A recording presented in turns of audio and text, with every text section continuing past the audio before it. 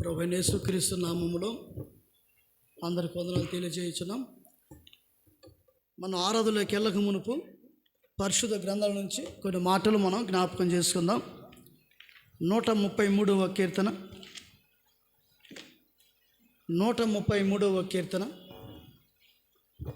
3వ వచనము అందరం కలిసి మనం చదువుకుందాం. 133వ కీర్తన 3వ వచనము అందరం కలిసి అర్థం చేసుకుంటూ గ్రహిస్తూ ప్రార్థనాపూర్వకంగా ఈ మాట మనం చదువుకుందాం. సియోను కొండల మీదనికి దిగువచ్చు హెర్మోను మంచు వలె నుండిను, ఆశీర్వాదమును శాశ్వత జీవమును అచ్చట ఉండవులని యెహోవా సెలవిచ్చున్నాడు. హెర్మోను అనే మాట మనం చూస్తా ఉన్నాం. చిన్న ప్రార్థన చేస్తున్నాం. ప్రేమగల తండ్రి, నమ్మదైన గొప్ప దేవానికి స్తోత్రములు. పాటల ద్వారా నీ ఘననామాన్ని శ్లాఘించే కృప, పొగిడే కృప మాకు ఇచ్చినందుకే స్తోత్రములు. పాటల ద్వారా కూడా మాతో మాట్లాడిన దేవుడిగా మాకున్నందులకే నేను స్తుతిస్తూ నేను మహింపరుస్తూ ఉన్నాం. వచ్చిన నీ ప్రియ బిడ్డలందరిని బట్టి స్తోత్రములు. ఇంకా మార్గ మధ్యలో ప్రియులు రావాల్సిన ప్రియులు మీరు త్వరపెట్టి నీ సన్నిధానానికి నడిపించండి. చదువుకున్న మాటలు దీవించి మాతో మీరు మాట్లాడిన ఎంత గొప్పవాడో మా జీవితంలో సత్యాన్ని ఎరిగి నేను ఆరాధించుట కొరకు మమ్మల్ని బలపరచండి. బలహీన అయోగుని నీ దాసుని కనికరించండి. నీ దయ పాలింపచే సిలువ చెన్న మరుగుపరుచుకొని నీ మాటలు అనుగ్రహింపచేయమని కోరుకుంటూ వందనములు చెల్లిస్తూ యేసు ప్రభు వారి పరిశుద్ధ నామంలో ప్రార్థించి వేడుకొనిచున్నాము తండ్రి, ఆమేన్.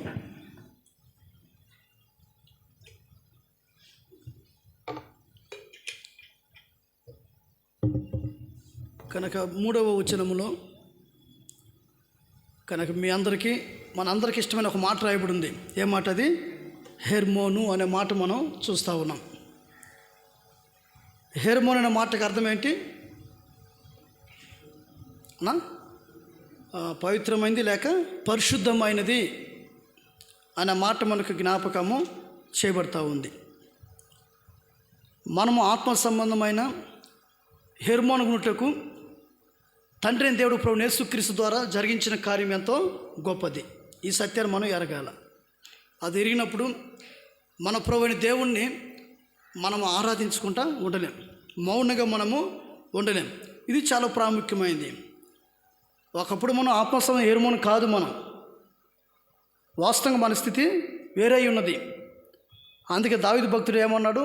51వ కీర్తన 5వ వచనంలో నేను జన్మంతోనే పాపిని అనే మాట మనకు జ్ఞాపకం చేయబడుతుంది. అనగా మనం పాపులము అనే సత్యం మన ఎడ జ్ఞాపకము, అనగా మనం అపవిత్రులము అనే సత్యం మన జ్ఞాపకము చేయబడుతూ ఉంది. యెషయా గ్రంథం 1వ అధ్యాయం 6వ వచనం రాయబడింది. చదువుదాము ఆ మాటని. యెషయా గ్రంథము 1వ అధ్యాయం 6వ వచనం. అరికాలు మొదలుకొని తల వరకు స్వస్థత కొంచెమైన లేదు, ఎక్కడ చూసినను గాయములు, దెబ్బలు, పచ్చి పండ్లు, అవి పిండబడలేదు. కనుక అరికాలు మొదలుకొని తల వరకు స్వస్థత కొంచెమైనను లేదు. అనగా అరికాలు మొదలుకొని తల వరకు నిలువెల్ల మనలేముంది? పాపము. ఇది మన స్థితి, పాపపు స్థితి. దోషభరితులైన ప్రజలు మనం, శాపగ్రస్తులు మనం, అవిధేయులు మనం. ఏ మంచితనం మనలో ఏమాత్రం కూడా, ఏ కోసన కూడా లేదు అనేది మనకి జ్ఞాపకము చేయబడతా ఉంది. ఇంకా మనం గమనించినట్లయితే ఈ ప్రపంచ ధర్మం చొప్పున మనం ఏం చేస్తూ వచ్చాము? నడుచుకుంటూ వచ్చాం. ఎఫెసీ రాసిన పత్రిక ఆడ ఒక మాట మనం జ్ఞాపకం చేస్తున్నాం. 2వ అధ్యాయము 2వ వచనం నుండి 2-3 వచనం మనం ఆలోచన చేసినట్లయితే, మీరు వాటిని చేయొచ్చు, ఆ వాయుమండల సంబంధమైన అధిపతిని, అనగా ఆ అధిపతిని అనుసరించి ఈ ప్రపంచ ధర్మము చొప్పున మునిపి నడుచుకుంటే వారితో కలిసి మనమందరమును శరీరం యొక్క మనసు యొక్క అనుసరించి మును ప్రవర్తించచ్చు కడవారు వలనే దైవ ఉగ్రతలకు. కనుక మన పాప స్థితిని బట్టి ఈ ప్రపంచ ధర్మం నడుచుకునే దాన్ని బట్టి కానీ మన అంతం ఏంటంట, దైవ ఉగ్రతకు మీరు పాత్రులై ఉంటిరి. అది మీరు దైవ ఉగ్రతకు పాత్రులై ఉంటిరి అనే మాట జ్ఞాపకము చేయబడతా ఉంది. అలాంటి మన యందు ప్రేమల దేవుడు తన ప్రియకుమారుని ద్వారా మనకిచ్చిన రక్షణ పరిశుద్ధత ఎంతో గొప్పది. రోమపత్రిక 5వ అధ్యాయము, రోమపత్రిక 5వ అధ్యాయం 6వ వచనం నుండి 8వ వచనం వరకు. ఏలయనగా మనం ఇంకా బలహీనమై ఉండగా క్రీస్తు యుక్త కాలమున భక్తిహీనుల కొరకు చనిపోయాను. అరుదు తెగింపవచ్చును. అయితే వెల్లడపరుచుచున్నాడు.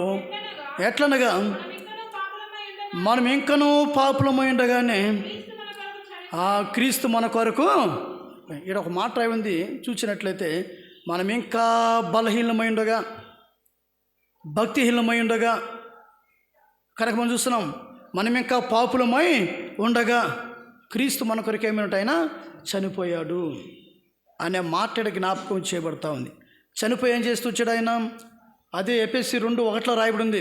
ఎఫెసీ రాసిన పత్రిక 2వ అధ్యాయం 1వ వచనం, మీ అపరాధముల చేతను పాపముల చేతను మీరు చచ్చిన వారైండుగా ఆయన మిమ్మును క్రీస్తుతో కూడా బ్రతికించాను. కాబట్టి దాని ఫలితం ఏంటంటే 6వ అధ్యాయము రోమా 6:22, అయినను పాపము నుండి విమోచించబడి దేవునికి దాసులైనందున పరిశుద్ధత కలటియే మీకు ఫలము, దాని అంతము అదండి. ఇప్పుడు మనం హెర్మోన్లోకి వచ్చాం. ఇక్కడ ఏంటంట, మీరు పాపం నుండి విమోచించబడి దేవునికి దాసులైనందున పరిశుద్ధత కలుగుటే మీకు ఫలము, పరిశుద్ధత. అది కనుక వాస్తవం ఎవరు? మనము పాపులము. మనం చూస్తూ వచ్చాం, అరికాలము తల వరకు పాపభూషితం నింపబడిన వారము, దోషులము, శాపగ్రస్తులము, ఈ ప్రపంచ ధర్మ చొప్పున నడుచుకున్న వారము. అయితే మనం దైవ ఉగ్రత కింద మనము ఉన్నవారము, పాపంచ అపరాధం చేత మనము చచ్చిన వారం. అయితే తండ్రి దేవుడు క్రీస్తులో ప్రభు యేసు క్రీస్తు వరకు బలియాగము ద్వారా, శిలువ రక్తం ద్వారా మనల్ని పాపం విమోచించి ఆయన మనల్ని ఏం చేస్తూ వచ్చాడు? పరిశుద్ధులుగా తీరుస్తూ వచ్చాడు. కనుక ఎంత అద్భుతమైన కార్యం ప్రభు మన పక్షాన్ని జరిగిస్తూ వచ్చాడని సత్యము ఇక్కడ దేవుని యొక్క వాక్యం ఇక్కడ మనకి జ్ఞాపకము చేయబడతా ఉంది. నిజంగా ఎవరైనా మనల్ని ఎంతగా ప్రేమించగలరా? వాళ్ళ మంచివారి కొరకు ఎవరో వాళ్ళకి చనిపోవచ్చు. ఎవరు? మనం భక్తిహీనము, బలహీనము, ఇంకనూ పాపులమైనాం. అసలు ఎవరు మనం ప్రేమించరు ఈ లోకంలో? ఎవరు మనల్ని ఇష్టపడరు? అసలు అందరూ త్రోసిపుచ్చేవారే, కాదని వారే, చేయని వారే. కానీ మన పరమ తండ్రి ప్రభు ఏం చేస్తూ వచ్చిన మనను అందుకే దేవుడు లోకమును ఎంతో ప్రేమించాను కాగా తన అద్వితీయ కుమారునిగా పుట్టినవాని యందు విశ్వాసం ఉంచి ప్రతివాడు నశింపక నిత్య జీవం పొందినట్లు ఆయనను అనుగ్రహించాను అనే మాట మనకు దేవుని యొక్క వాక్యంలో జ్ఞాపకము చేయబడుతూ ఉంది. కనుక ప్రభు యేసుక్రీస్తు వారు మనల్ని పరిశుద్ధులు చేయడం ఆయన చెల్లించిన వెల ఎంతో గొప్పది. అందుకే అమూల్యమైన గొర్రెపిల్ల వంటి క్రీస్తు రక్తం చేత మీరేమేరంట విమోచించబడితిరి. మొదటి పేతురు రాసిన పత్రికలో ఆ మాట మనము చూస్తూ ఉన్నాం, మొదటి అధ్యాయంలో. కానీ ఎలాంటి రక్తం అంటే అది అమూల్యమైన రక్తము. గొర్రెపిల్ల వంటి క్రీస్తు రక్తం చేత మీరు విమోచించబడితిరి. కనుక పరిశుద్ధమైన రక్తం చేత మనం ఏం చేయబడ్డాము? పవిత్రపరచబడ్డాం. కాబట్టి ఇప్పుడు ఏమైనా మనము పరిశుద్ధులుగా తీర్చబడ్డాము, ఆత్మ సంబంధమైన హెర్మోన్గా మనము చేయబడ్డాము అని సత్యము జ్ఞాపకం చేయబడుతుంది. కనుక మనం ఆత్మ సంబంధమైన హెర్మోన్ చేసేదానికి ఆ పరమ తండ్రి తన ప్రియకుమారుడు ప్రభు యేసుక్రీస్తు వారిని శిలువలో బలిదానంగా అర్పించాడు. ఆ కలవరి శిలువ ప్రేమను అర్థం చేసుకుంటే ఆ ప్రభు కొరకు మనం జీవించుకుంటా ఉండలేం, ఆయన కొరకు బ్రతకుంటూ ఉండలేం, ఆయన ఆరాధించుకుంటా మనము ఉండలేము అనే సత్యం మనకు జ్ఞాపకము చేయబడుతూ ఉంది. అందుకే మనం క్రీస్తులో ఒక అద్భుతమైన పేర్లు మనకు పెట్టబడ్డాయి. మనకందరూ బాగా తెలిసిన సంగతులే. మొదటి పేతురు 2:9 ఒక మాట రాయబడి ఉంది. మొదటి పేతురు ఆ మాటలు మనం చూస్తున్న ఆరాధనలోకి వెళ్దాం. మొదటి పేతురు 2:9 పరిశుద్ధ జనము అనే మాట మనం చూస్తాం. అయితే చీకటిలో నుండి ఆశ్చర్యకరమైన తన వెలుగులోనికి ప్రచురము చేయ నిమిత్తము ఏర్పరచబడిన వంశమును రాజుని యాజ సమూహమును అదండి మనం కలిసి పరిశుద్ధ జనము. అది మనం ఎవరు మొట్టమొదటి మనము పాపపు జనులు మనం. అయితే మనం క్రీస్తు రక్తం కడగబడిన తర్వాత మనం ఏం చేయబడ్డామంటే మనము పరిశుద్ధ జనముగా చేయబడ్డాము. ఎంత అద్భుతమైన సంగతి! ఈ మాట మనం ఆలోచన చేస్తే నిజంగా ప్రభు ప్రేమ మన ఎడల ఎంత గొప్పది మనది. కనుక క్రీస్తులో మనం ఏమైనామంటే మనం పరిశుద్ధ జనముగా చేయబడ్డాము, పరిశుద్ధ ప్రజలంగా మనము చేయబడ్డాము అనే మాట ఈ జ్ఞాపకం చేయబడుతుంది. రెండవది మనం చూసినట్లయితే మొదటి పేతురు రాసిన పత్రిక 2వ అధ్యాయం 5వ వచనం. మొదటి పేతురు రాసిన పత్రిక 2వ అధ్యాయం 5వ వచనం. యేసు క్రీస్తు ద్వారా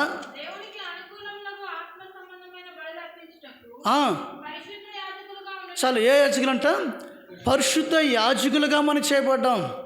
చాలా ప్రాముఖ్యం ఉంది. యాజకులు అంటే ఆయన సేవించేవారు, ఆయన కొరకు జీవించేవారు, ఆయన కార్యాలు జరిగించేవారు, ఆయన సేవ జరిగించేవారు అనే మాట జ్ఞాపకం చేయబడుతుంది. ఒకటేమో మనం పరిశుద్ధ జనముగా పరిశుద్ధ ప్రజలుగా చేయబడ్డాం. ఒకప్పుడు లోక ప్రజలు మనం, పాపు ప్రజలు మనం, అపవాదిక పిల్లలంగా మనం పిలబడుతూ వచ్చాం. అపవాది కనుక కుమారులంగా పిల్లలంగా మనం పిలబడుతూ వచ్చాం. ఎప్పుడైతే క్రీస్తు రక్తంలో కడబడుతూ వచ్చామో, పాపం నుంచి మనం విమోచించబడుతూ వచ్చామో, మనం బ్రతికించబడుతూ వచ్చామో, ఏంగా చేయబడ్డాం? మనము పరిశుద్ధ జనముగా చేయబడుతూ వచ్చాం. పరిశుద్ధ జనంగా మాత్రం కాదు, ఈ పరిశుద్ధ యాజకులుగా చేయబడ్డాము అనే మాట జ్ఞాపకం చేయబడుతుంది. అందుకే రాజులని యాజక సమూహంలో మనం చేయబడ్డామనే మాట జ్ఞాపకం చేయబడుతుంది.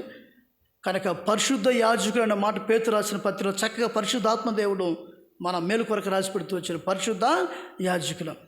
ఇప్పుడు కొత్త నిబంధనలకు వచ్చేసరికి క్రీస్తు రక్తంలో కొనబడిన మన అందరం ఎవరంటే మనము యాజకులము, అనగా ఆయన సేవించేవారము, ఆయన పరిచర్య జరిగించేవారు. నిజంగా ఒకప్పుడు పాత నిబంధనల కాలంలోకి వెళ్తే ఆయన ఆవరణంలో అడుగుపెట్టేదానికి కూడా మనకు హక్కు లేదు.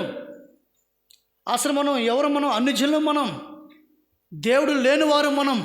చూడండి, ఎఫెసు రాసిన పత్రిక ఆ మాట మనకు అర్థమవుతుంది మనం ఎవరు అనే సంగతి. ఎఫెసు రాసిన పత్రిక 2వ అధ్యాయము, ఎఫెసు రాసిన పత్రిక 2వ అధ్యాయము 12వ వచనం. ఆ కాలమందు ఇశ్రాయేలుతో ఎవరు కదండి? మనం సహపరులము కాక పరదేశంలో వాగ్దాన నిబంధనలు లేని పరజనులను, నిరీక్షణ లేని వారును, అదని లోకమంది ఎవరంటే మనకు దేవుడు లేని వారమై ఉండి క్రీస్తుకు దూరస్తులై ఉంటిరని జ్ఞాపకం చేసుకున్నది. అయినను ఈ మునుపు దూరస్తులని మీరు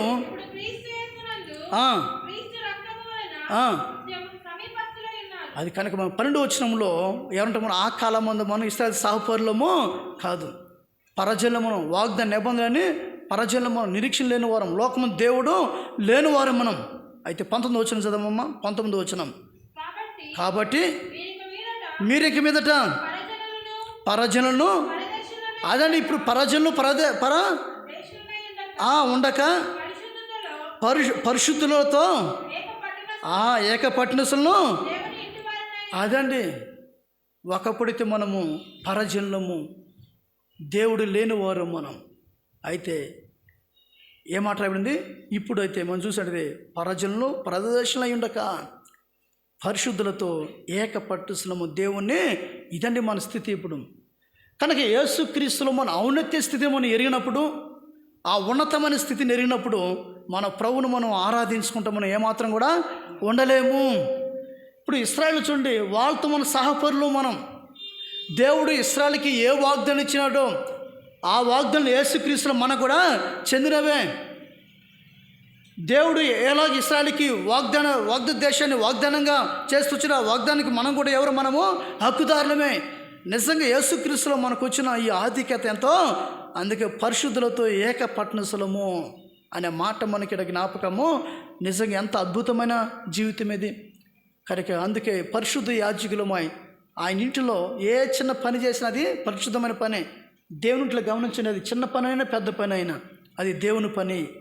సాపలేసే పని కావచ్చు, ఊడ్చే పని కావచ్చు, పాటలు పాడే, వాక్యం చెప్పే, వంట పరిచయం, ఏ పనైనా చేయి నువ్వు, అది దేవుని పని. ఆ పని చేసేవారు యాజకులు అంతే. ఆ పని చేసేవారు ఎవరు? యాజకులు. ఒకప్పుడు ఆ ఆధిక్యత కూడా లేదు మనకు, ఆ భాగ్యం మనకు లేదు, ఎక్కడో దూరస్తులం మనం.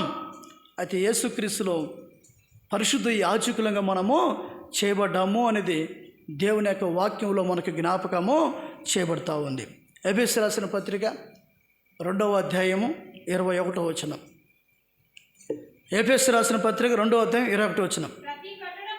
ప్రతి కట్టడమును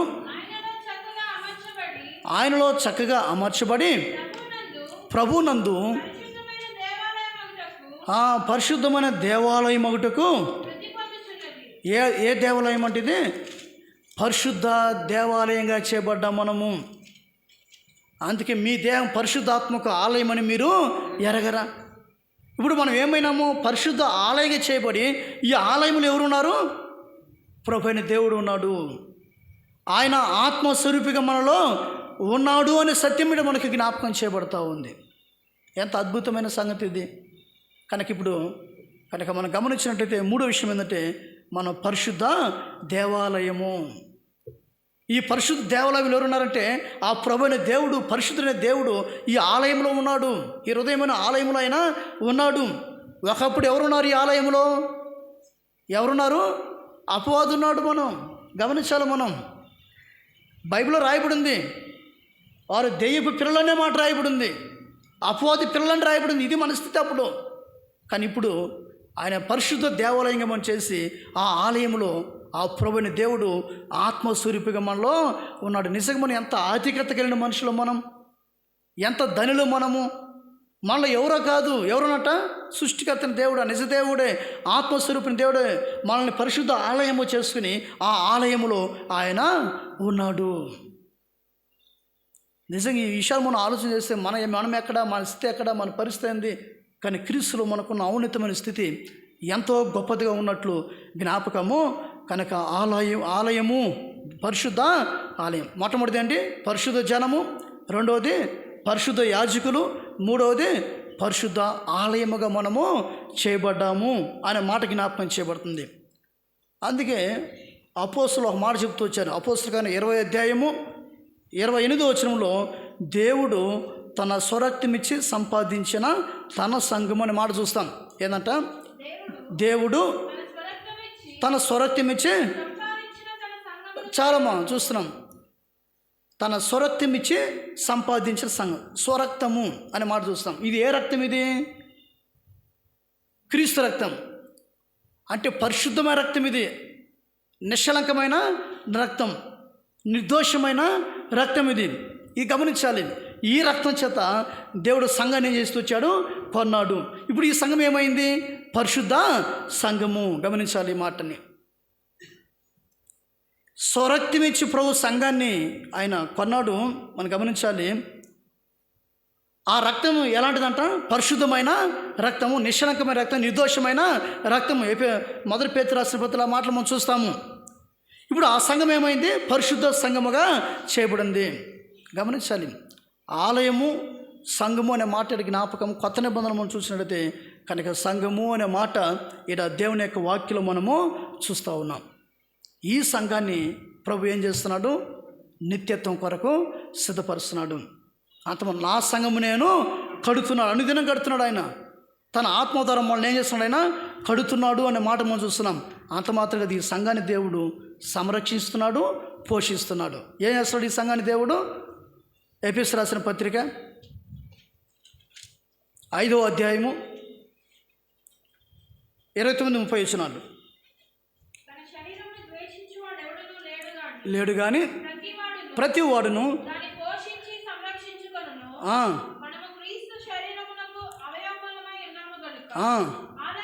అలాగే క్రీస్తు కూడా సంఘమును పోషించి, అదండి ఆయన పరిశుద్ధ సంఘము చేశాడు. ఈ సంఘాన్ని ప్రభు కడుతున్నాడు. ఈ సంఘాన్ని దేవుడు ఏం చేస్తున్నాడంట? పోషించి సంరక్షించుచున్నాడు. అనగా ఆయన మన పోషణకర్త అయిన దేవుడు. అందుకే మన పిల్లలు యోసేపు తన అన్నలతో ఏం చెప్పాడు? అన్నలారా భయపడద్దు, నేను మిమ్మును మీ పిల్లలను పోషించేదను. 147వ కీర్తన మనం చూస్తాం, మంచి గోధుమతో నేను మిమ్మను తృప్తిపరచడం. 81వ కీర్తన 16వ వచనము, 81:16, అతి శ్రేష్టమైన గోధుమలను గురించి పోషించేదను, కొండ తేనెతో మిమ్మను తృప్తిపరిచేదను. కనుక ఆయన మన ప్రభువైన యేసుక్రీస్తు వారు ఎవరయ్య అంటే ఆయన మనం పోషించే దేవుడు. అందుకే రాయబడింది కదా, అరుచుచున్న కాకి పిల్లకి ఆహారం ఇచ్చే దేవుడు, తన స్వరూపం ముందు తన పొలు చొప్పున చేసిన బిడ్డల్ని పోషించే విషయంలో ఎంత అయినా నమ్మదైన దేవుడు. కనుక మన జీవితాల గురించి ఒకసారి ఆలోచన చేస్తే, వెనకటి జీవితం మనం ఆలోచన చేస్తే ఎంత ఆశ్చర్యకర రీతిలో ప్రభు మనల్ని పోషించలేదు, దేవుడు మనల్ని సంరక్షించలేదు, ఎంత అద్భుతంగా దేవుడు మనల్ని భద్రపరచలేదు, ఎంత అద్భుతంగా దేవుడు మనల్ని కాపాడలేదు. సంరక్షించుడు అనే మాట, మనం దేవుడు ఏం చేస్తున్నాం? మనల్ని భద్రపరుస్తున్నాడు, ఆయన మనల్ని కాపాడుచున్నాడు. అందుకని నా చేతి నుంచి ఎవరు మిమ్మను ఆభారింపరు.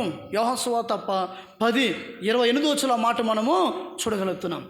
కొలస్సీ 3వ అధ్యాయం చూస్తాం, మీ జీవం క్రీస్తు కూడా దేవుని యందు దాచబడి ఉంది. ఆయనలో మనం దాచబడిన వారంగా ఉన్నాము, భద్రపరచబడిన వారంగా ఉన్నాము, సంరక్షించబడుచున్న వారంగా ఉన్నాము అని ఈడ దేవుని యొక్క వాక్యము ఈడ మనకు జ్ఞాపకము చేయబడతా ఉంది.